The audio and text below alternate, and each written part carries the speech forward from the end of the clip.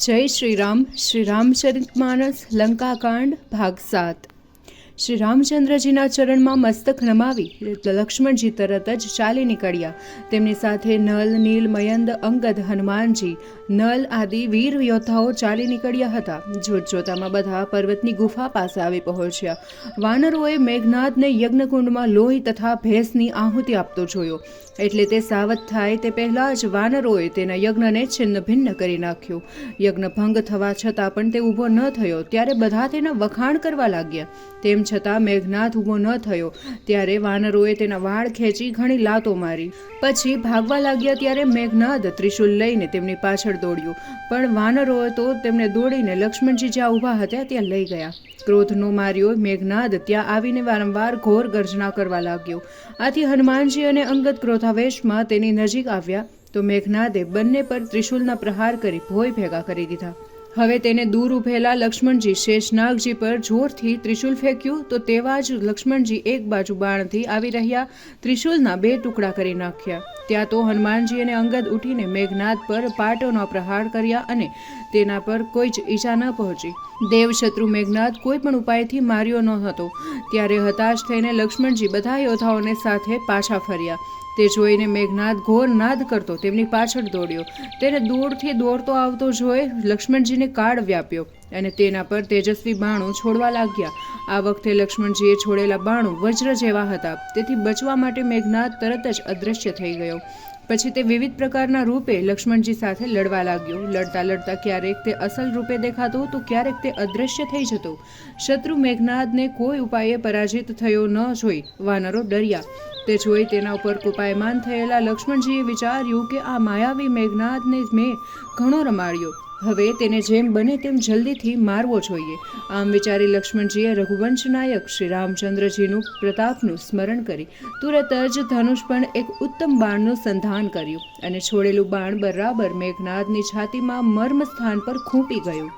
આ બાણ તેને માટે પ્રાણઘાતક નીવડ્યું। મરતી વખતે તેને સર્વ છળકપટ ત્યજી દીધા। અંતકાળે તે એટલું જ બોલી શક્યો કે શ્રી રામચંદ્રજીનો નાનો ભાઈ લક્ષ્મણ ક્યાં છે, કૌશલાધીશ શ્રી રામચંદ્રજી ક્યાં છે, અને તુરંત જ તેના પ્રાણ નીકળી જવાથી તે અચેત થયો। પછી અંગદ અને હનુમાનજી તેના મૃતદેહ પાસે જઈને કહેવા લાગ્યા કે હે મેઘનાદ, તારી જનેતાને ધન્ય છે, કારણ કે અંતકાળે તારાથી શ્રી રામચંદ્રજી અને લક્ષ્મણજીનું સ્મરણ થયું છે। હનુમાનજીએ વિના પરિશ્રમે મેઘનાદના મસ્તક વગરના ધડને ઉઠાવી લીધું અને તેના લંકાગઢના મુખ્ય દરવાજે મૂકી પાછા ફર્યા। મેઘનાદ મરાયો છે તેવું સાંભળતા દેવતા, ગંધર્વ આદિ વિમાનમાં બેસીને આકાશમાં આવ્યા અને પુષ્પવૃષ્ટિ કરી દેવ દુદુંભી વગાડવા લાગ્યા અને શ્રી રામચંદ્રજીના નિર્મળ યશના ગુણગાન કરવા લાગ્યા। હે અનંત, હે જગદાધાર, આપનો જય હો, આપે સર્વ દેવતાઓનો ઉદ્ધાર કર્યો છે। મેઘનાદનું શેષ હનુમાનજીએ શ્રી રામચંદ્રજી આગળ મૂક્યું। તેને વાનરો અને રીછો ધારી ધારીને જોવા લાગ્યા। લીલામય પ્રભુ શ્રી રામચંદ્રજીએ તે મસ્તકને જોઈ સાચવીને રાખવા હનુમાનજીને ભલામણ કરી। હવે એ કથા સાંભળો કે જે બાણથી પ્રેરિત થઈને મેઘનાદની ભુજા પક્ષની માફક ઉઠતી હતી, તે બાણ સહિતની રક્તભરી ભુજા સીધી મેઘનાદના આંગણામાં જઈને પડી। આંગણામાં કામદેવની સ્ત્રી રતિથી અધિક સુંદર અને રૂપવાળી સુલોચના ઘણી સોહામણી હતી। તે વાસુકી નાગની કન્યા હતી, રાવણની પુત્ર વધુ અને મરનાર મેઘનાદની પત્ની હતી। તે સુંદરતાની ખાણ સમી સૌંદર્યવતી હતી। તે રમણીય સુલોચના સુવર્ણના સિંહાસન પર બેઠી હતી। દિવસના 3 કાળમાં વિદ્યાધરોની સ્ત્રી તેની સેવા કરતી હાજર રહેતી અને વિવિધ પ્રકારે તેની પૂજતી હતી। ત્યાં તેના પતિની ભુજાઓ એવી રીતે આવીને પડી જાણે સુખોના વૃક્ષની કાંતિ હોય। ત્યારે તેની દાસીઓએ જોયું કે તેમાંથી રક્ત ટપકી રહ્યું છે। તેની ભુજા જોઈને કહેવા લાગી કે આશ્ચર્યમય યુદ્ધ થયું કે જેથી અખંડ તે ખંડિત થવા લાગે છે।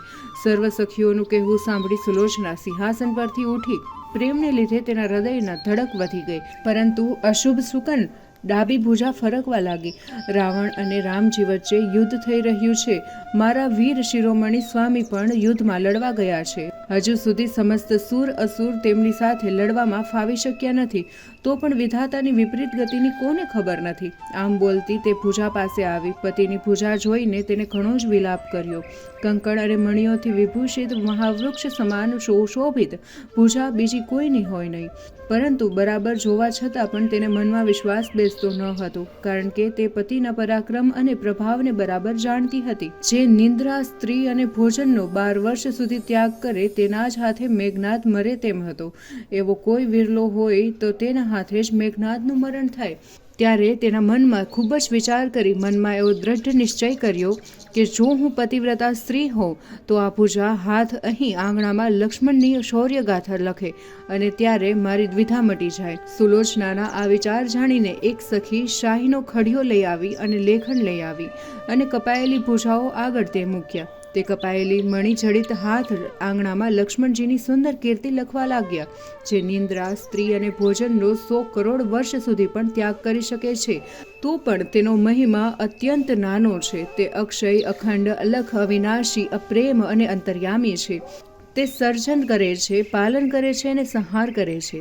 તે જ ત્રિગુણ રૂપથી ત્રિમૂર્તિ બ્રહ્મા, વિષ્ણુ અને મહેશને ધારણ કરે છે. તે કાળના પણ કાળ છે અને તેમને શારદા, શેષ, નાગ અને ભગવાન શંકર વખાણ કરે છે. જે દેવતાઓ અને ભક્તોના કલ્યાણાર્થે લીલાથી શરીર ધારણ કરે છે. જેનું નામ સ્મરણ ભાવસાગર પાર કરવા માટે સેતુ સમાન છે. કમળરૂપી મુનિઓનું ઘર જેનું હૃદય છે, જે જ્ઞાન, વિચાર અને બુદ્ધિમાં શ્રેષ્ઠ છે. જેમને ગુણોની કથા કરોડો કલ્પો સુધી પણ વર્ણન થઈ શકે તેમ શાસ્ત્રો અગમ્ય માને છે અને નેતિ નેતિ કહે છે. તેમના ગુણ આ તામસી જડ શરીર પ્રાણ વિના કેવી રીતે ધારણ કરી શકે કે કેવી રીતે તેને વર્ણન કરી શકે. મારું મસ્તક તો શ્રી રઘુનાથજીના દર્શને ગયું છે. તારા વિશ્વાસને માટે મારી ભુજાઓ અહીં મોકલી છે. આ પ્રમાણે મેઘનાદની કપાયેલી ભુજાઓએ સર્વ હકીકત કહી અને પછી તે અંતે કંપીને ભૂમિ પર ઢળી પડી. ભુજાએ લખેલી શ્રી રામચંદ્રજી લક્ષ્મણજીના નામની યથાર્થતા વાંચીને તે સર્વે સ્ત્રીઓ રડી પડી. સ્ત્રીઓના સ્વાભાવિક ધર્મ પ્રમાણે સુલોચના સખીઓ સાથે વિલાપ કરવા લાગી. તે પોતાના પતિના ગુણ સમૂહ, સાહસ, શીલ, પરાક્રમ અને બાહુબળના વખાણ કરીને કલ્પાંત કરવા લાગી. હાય, જે ભુજાના બળથી ઇન્દ્ર ભાગી ગયો હતો તે ભુજા આજે યુદ્ધમાં કપાયેલી છે.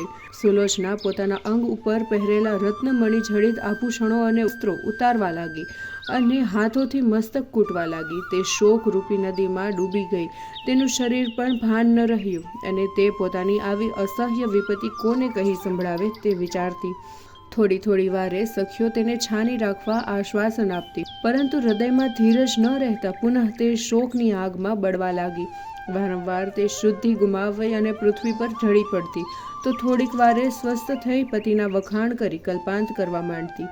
સુલોચનાની એક શાણી સખીએ તેને આશ્વાસન આપીને સમજાવીને કહ્યું કે હે પતિવ્રતા, શોક ત્યજી દે અને ઉચિત કાર્ય કર. તું તો બુદ્ધિવંત છે. આ સાંભળી નાગસુતા સુલોચના બોલી, હે પ્રિય સખી, તું સાચું જ કહે છે. વિધાતાને મને આ દુઃખ આપ્યું છે. જો કે મારા ઘરમાં સુખભોગના સર્વ સાધનો ભરપૂર છે. આટલું કહી સુલોચના પોતાના ઘરમાં ગઈ અને રત્નમણિ અને ધનના ઢગલા જોયા, પરંતુ આ વૈભવ જોઈને તેને મન જરાય લોભાયું નહીં, પરંતુ તેનું મન તો મહાપ્રતાપી પતિના ચરણમાં જ મગ્ન હતું.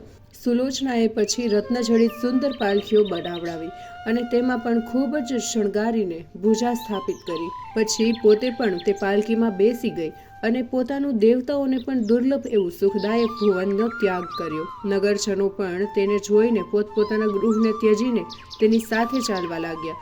આ જોઈને પાલખીમાં બેઠેલી સુલોચનાના નેત્રો બધાના પ્રેમના જોઈને આંસુ આવી ગયા. 3 લોકમાં ધન્ય અને સતીઓમાં શિરોમણી નાગરાજની કન્યા સુલોચનાનો ત્યાગ જોઈ નગરજનોનો હાથ જોડીને તેને જુહાર કરવા લાગ્યા. રાવણના મહેલના દ્વારપાળે રાવણને ખબર આપી. ત્યારે રાવણે સુલોચનાને પોતાની પાસે બોલાવી લાવવા દ્વારપાળને આજ્ઞા કરી. સુલોચનાને લંકાપતિની આવી કરુણતા વચનો બોલી કે આપ જેવા મહાપરાક્રમીના આશ્રય હોવા છતાં મારી કેવી દશા થઈ. આજે હું સુખ વૈભવ ભોગવવા મૂકીને દુઃખની અધિકારીણી બની છું. આ ભુજા આકાશ માર્ગેથી મારા ભુવનમાં પડી મારા આંગણામાં આવી છે. તે બાણ સહિત અને રક્તથી ભરેલી છે. કપાયેલી ભુજા આંગણામાં અદ્ધરથી પડેલી જોઈ હું ખૂબ જ ડરી ગઈ અને તેની સત્યતા માટે સંદેહ થતાં તેના હાથમાં ખડિયો અને કલમ મૂક્યા. તો તેને આંગણામાં શ્રી રામ અને લક્ષ્મણની યશગાથા લખી. તેમાં ક્રમ પ્રમાણે સારો ઇતિહાસ લખી દીધો. શ્રી રામ લક્ષ્મણની આ ગુણ ગાથા વાંચીને હું ચકિત થઈ ગઈ. પછી મારા મનમાં વિચાર આવ્યો કે જો હું મારા પતિનું કપાયેલું મસ્તક પ્રાપ્ત કરું તો તેની સાથે જ બળી મરું. આશ્ચર્યની વાત એ છે કે ધડ યુદ્ધભૂમિમાં છે, પૂજા મારા ભુવનમાં છે અને શિર જ્યાં રામચંદ્રજી છે ત્યાં પડ્યો. હે રાક્ષસરાજ, આપ એવો કોઈ પ્રયત્ન કરો કે જેથી મારા પતિનું મસ્તક મને મળી જાય. આપ બળવાન તે કાર્ય કરવાનું સામર્થ્ય ધરાવો છો. પુત્રવધુ સુલોચનાની વજ્ર સમાન વાણી સાંભળીને રાવણે તેના જીવવાની આશા જ ત્યજી દીધી. તો પણ મનમાં ધીરજ ધરી અભિમાની રાવણ બોલ્યો કે કહે, 3 લોકમાં મારા સમાન પ્રતાપી યોદ્ધા બીજો કોણ છે? રામ, લક્ષ્મણ, સુગ્રીવ, નલ, નીલ, દ્વિવિધ, હનુમાન, વિભીષણ અને ઋષભને મારીને મેઘનાદના મસ્તકને લઈ શીઘ્ર પાછો આવી જઈશ. હજુ સુધી મને બળવાન કુંભકર્ણ અને દેવતાઓના શત્રુ મેઘનાદ પર યુદ્ધ જીતવા માટે પૂરો ભરોસો હતો, એટલે હું જાતે જ યુદ્ધભૂમિમાં યુદ્ધ કરવા તત્પર નહોતો થયો.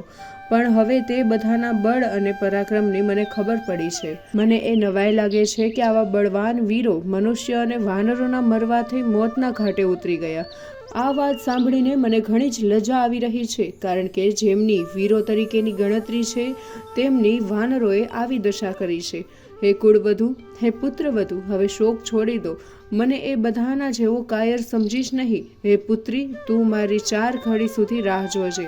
તારા પતિનો ઘાત કરનાર શત્રુનું મસ્તક હું વિના પરિશ્રમે અહીં લઈ આવીશ. વિલંબ નહીં કરું. જીવ પૂર્વજન્મના કર્મનું ફળ ભોગવે છે, નહીં તો વાનર અને નિશાચર વચ્ચે સંયોગ કેવી રીતે હોઈ શકે? જે સુમેરુ પર્વતને ઉખેડીને હાથની વચ્ચે પૃથ્વી ધારણ કરવા વાળો રાક્ષસ હતો અને તે મચ્છર સમજી વાનરો તેને ખાઈ ગયા. આ પણ નીચ કાળની કુટિલતા જ છે ને? સુલોચના ક્રોધાવેશમાં વિચાર કરી રહી હતી. તેના હૃદયનો શોક છે અને મન સ્થિર છે. તે રાવણના સમજાવવાનું માનતી ન હતી. તેને રાવણના બળના વખાણ સાંભળીને જરાય સંતોષ ન થયો. તેને કહ્યું, મનુષ્યો અને વાનરો આટલું બધું બળ જાણવા છતાં પણ આપ તેને નાના સાધારણ માનો છો. કુંભકર્ણ, અતિકાય, મહોદર અને ભાઈઓ સહિત મારા પતિ જેમની સાથે યુદ્ધ કરતા રણમાં રોડાયા છે તેમનો આપ શું અલ્પ માનો છો? ઓહો, મહાઅજ્ઞાનીની રીત તો જુઓ. આપને ઉત્તર આપીશ તો પાપ લાગશે. વળી સર્વસ્વ ખોયા પછી વિચાર કરવાથી શું લાભ થવાનો? રાજ્ય મળે તો પણ તેનો કોઈ અર્થ નથી, કારણ કે પતિ વિના તો સર્વસ્વ વસ્તુ નરક સમાન છે. સુલોચના તુરંત જ ઉઠી અને મંદોદરી પાસે ગઈ. તેને પોતાના દુઃખનું સર્વ વૃત્તાંત કહી તેના પગમાં પડને રડવા લાગી. સુલોચનાએ આરંભથી જ સર્વ કથા કહી. તે સાંભળીને રાવણની પત્ની મંદોદરી ખૂબ જ કલ્પાંત કરવા લાગી. પછી રાવણે ક્રોધ કરવો અને મૃતકોની નિંદા કરીને આશ્વાસન આપ્યું તે પણ કહ્યું. અને પોતાની પુત્રવધુ સુલોચનાની વાણી સાંભળી મંદોદરી અત્યંત દુઃખી થઈને કહેવા લાગી, હે શાણી, મેં મહર્ષિ નારદ મુનિની વાણી સાંભળી છે, તે હવે હું તને કહું છું. તેને સત્ય માનજે. અગાઉ કહેલી સઘળી વાતો સત્ય ઠરી છે. મેં તેનો અનુભવ કર્યો છે. એક પણ વચન ખોટું નથી ઠર્યું. હે પુત્રી, આગળની કથા જે ઋષિમુનિઓ વર્ણવી છે તે હું સંક્ષેપમાં કહું છું. હવે બધાએ શોક ત્યજીને પતિની સાથે એક ચિતામાં બળીને પરલોક સિધાવી જા. તું પતિના શરીર અને મસ્તક માટે શ્રી રામચંદ્રજી પાસે જા. સંકોચ છોડીને તેમની પાસે જઈ શિર માંગી લાવજે. આજ તારી માટે આ લાજનું ભૂષણ કંઈ જ કામનું નથી, કારણ કે કુસમયમાં ગુણ કે દોષ જોવા નહીં.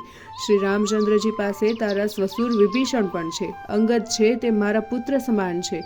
શ્રી રામચંદ્રજી એક પતિવ્રતા પાળનારા છે અને લક્ષ્મણજીની સુંદર કીર્તિ તો તે સાંભળી જ છે ને.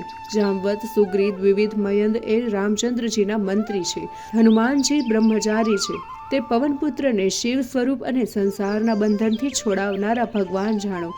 મહારાજ રામચંદ્રજી સદૈવ નીતિજ્ઞ છે, તો તેને ત્યાં જવામાં શું અડચણ છે?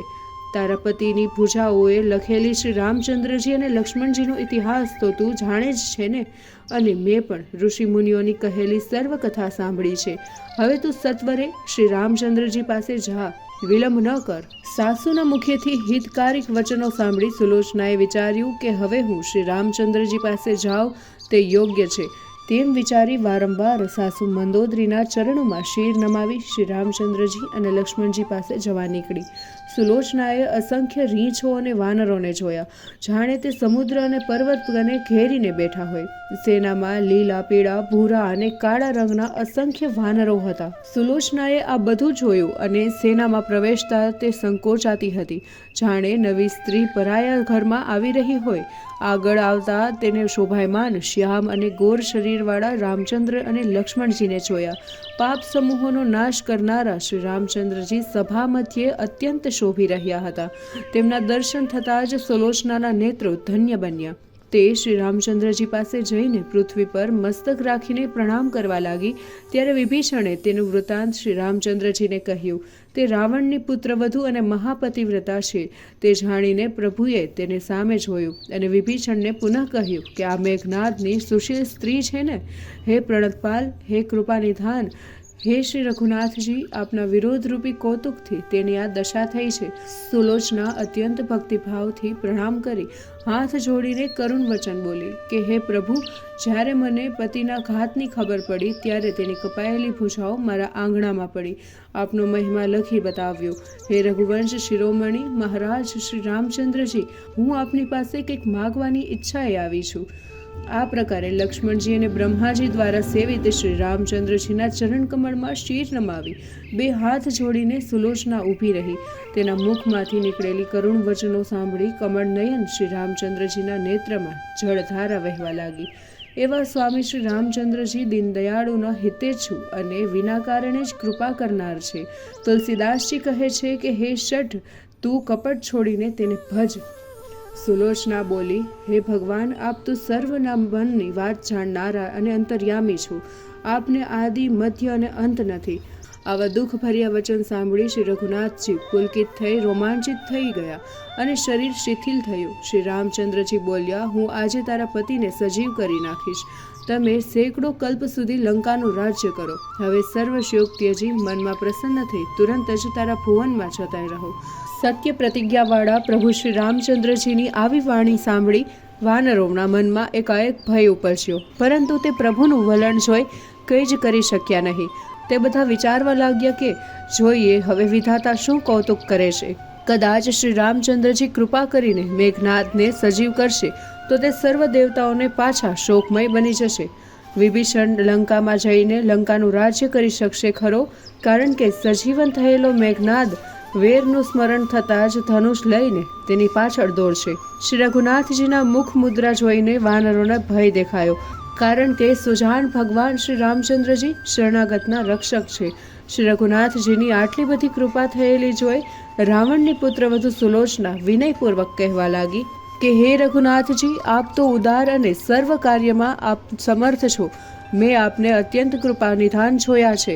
મેં પણ મનમાં વિચાર કરીને જોઈ લીધું છે કે આવી રીતે જીવવા કરતાં મરવામાં જ ભલાઈ છે. પતિએ ભુજાઓના બળથી સર્વલોકને વશ કરી લીધા હતા અને 14 ભુવનના સુખભોગ ભોગવ્યા. યુદ્ધભૂમિમાં તીર્થ મહાન યાચક લક્ષ્મણજીએ તેને ઓળખીને પ્રાણરૂપી ઉત્તમ ધન દાન અર્પી દીધું છે. હવે તે ઉચિત નથી કે પુરસ્કારમાં પતિને લઈ જાઓ, કારણ કે મને સર્વથી અધિક લાભ તો આપના દર્શનનો મળ્યો છે. હવે હું પણ જઈને સત્ય સાધન કરીને મરીશ અને આપને એવી રીતે મળીશ કે જે યોગી જન મળે. શ્રી રઘુનાથજી, આ સત્ય સાંભળો. મોક્ષનો સમય પ્રાપ્ત થયો છે. આપના મળી જવાથી પુનઃજન્મ નહીં આવે. જેમ સમુદ્રમાં ગળેલું જળ પાછું આવતું નથી, તેવી રીતે